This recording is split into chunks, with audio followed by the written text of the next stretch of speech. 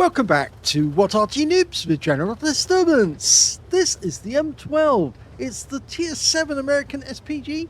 This one's located on the south spawn of Steps, and it's under the command of Wazwulf of Quinn. And unfortunately, we can't see any equipment, but I'm sure he will share that with us in the notes and description underneath the video. Game on! Well, it was the first Arty that the Americans produced at the start of World War II, because of course they came into it fairly late after they were attacked by Japan at Pearl Harbor. And well, they needed to put together an Arty fairly quickly, and they used the M3 hull because that was the first hull that they actually had, which was, well, medium weight and capable of being mass produced. Now it's got a 155mm gun of French design. It is a gun, not a howitzer actually. Rounds out.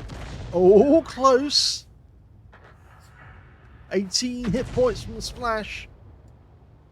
Now, this king is capable of 600 alpha, 39mm of pin, and 7.2 meters on the burst radius between 11.5 and 23 seconds of stun.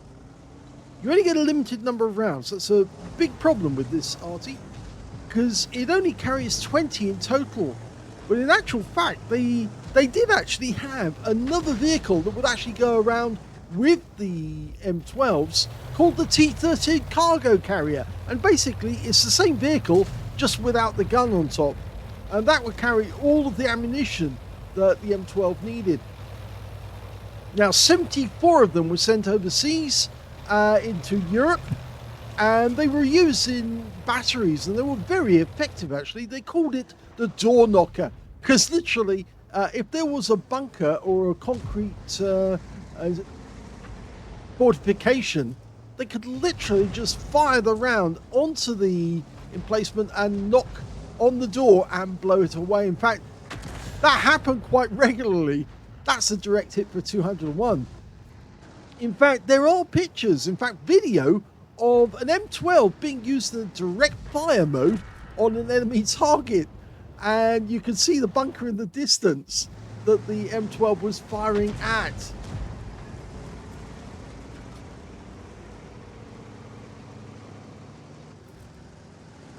In fact, most of the video you see of artillery or SPGs were actually of M12s firing grouped together at enemy targets. Of course, the M40, M43 was actually the replacement that was brought in, but didn't come in until very late into the war. So most of the artillery action was done by the M12s. That is, if it was SPG artillery, because of course the Americans were very big on towed artillery. In fact, they continued being very big on towed artillery late into the war. Of course, the nuclear artillery, the atomic Annie, that was a towed artillery. Oh, he got a fire! Yep, the KV-5 is well alight, and he does get the kill, and he got 509 from the stun assist. Or was it? Did he get the fire?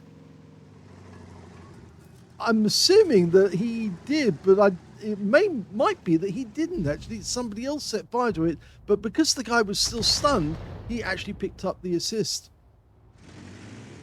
So we'll have to wait and see if we see an arsonist at the end of the video. In the results, then obviously he claimed it, but I have a suspicion, a sneaking suspicion, because he didn't get the kill signal come up, that it wasn't him, it was somebody else who hit that KV-5. Well, the enemy RT in this game are a GW Panther, a pair of them. One of them's just relocated. He's turning, is starting to aim. We're going after the Malchen here. It's a tier 9 game with tier 7 tanks. So the Malchen being a high tier 9 vehicle, we're going to get extra XP rather, for hitting him. Here's the GW Panther. We're getting a bit of rescue bloom there. We don't get the kill, as that goes to the E65's Willing. But we can... Oh, no, the Martian's gone. He's been taken out by the Zwilling as well. Now, over here on the east side of the map, the E75 on the enemy team.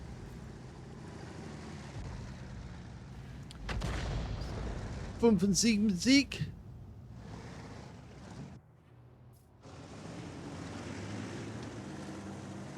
Pair of tanks here together. We can probably actually damage both of them. Standard reload 26.56 seconds. And Wazwulf has got a reload 22.43, so he's knocked a couple of seconds off. Of course, the slower the faster the reload, the smaller the amount you actually get knocked off for having good crew skills.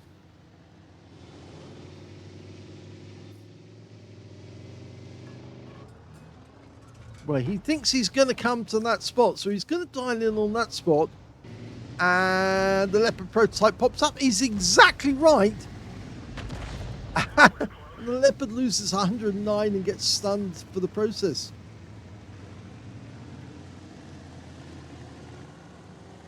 You can see he's trying to get up into that tree area so he can shoot at our teammates without getting spotted. But we're milling around that area now because there's only 2 enemies left. Oh, he's dropped down into the gap. We can't easily shoot down there. We do fire around in. Oh! Unfortunately, the Udas was just way too close to that one. So we might have actually damaged him, but of course there's no team damage. But the last enemy now is this E75 ball. As I said, Sieg. Rounds out. Well, we got some stun. And we've got some stun assist.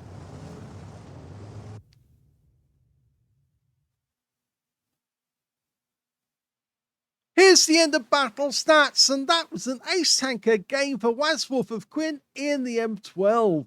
He got a bruiser medal for getting at least 5 critical hits. In fact, he got 5 exactly in this game. His win rate was only 1,013, which is good, but nothing special. And there was no medals. And the reason for that, obviously, he wasn't doing a huge amount of damage, but he was getting a huge amount of stun assist after this game, which is why he ended up with the ace tanker.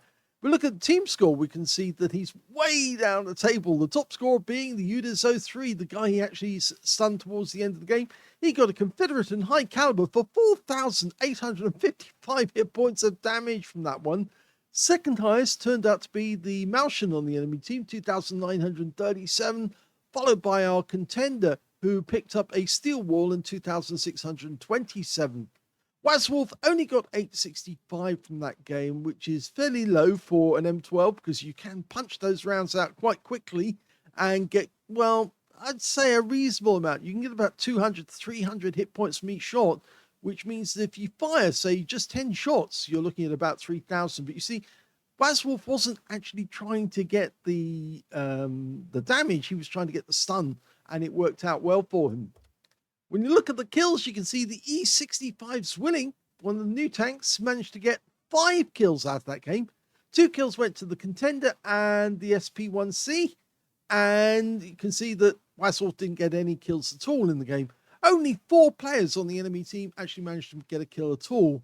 And when it came to base XP, he's right at the top. Because, of course, all that stun assist does mean that he was helping his teammates to win the battle without actually claiming any kills himself. He got 1,222 base XP from that one, beating the E65 Zwilling with 1,166 and the Udas 03, who got the high caliber, with 1,053. Because, of course, he was a tier 7 firing at tier 10s, tier 9s, so he was getting 10% or 20% extra, depending on which tank he was actually firing at.